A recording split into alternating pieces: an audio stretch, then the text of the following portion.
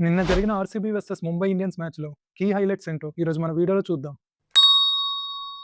Starting with Bhuvneshwar Kumar. Power ప్లేలో 3 important wickets తీయడమే కాదు, even last ఓవర్‌లో కూడా ఒక ఫ్యాబులస్ 6 కొట్టి టీమ్ విక్టరీలో కీ రోల్ ప్లే చేశాడు.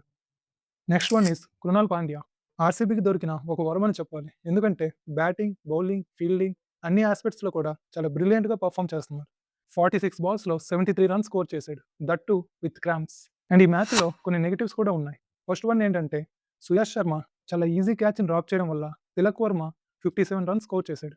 ఒకవేళ ఆ క్యాచ్‌ని తీసుకొని ఉంటే ముంబై ఇండియన్స్‌ని ఈజీగా 150 లోపలే రెస్ట్రిక్ట్ చేసుండొచ్చు. అండ్ సెకండ్ వన్ వచ్చి ఆర్సీబీ బ్యాట్స్‌మెన్స్ చాలా అన్నెసెసరీ షాట్స్‌ని ఆడారు.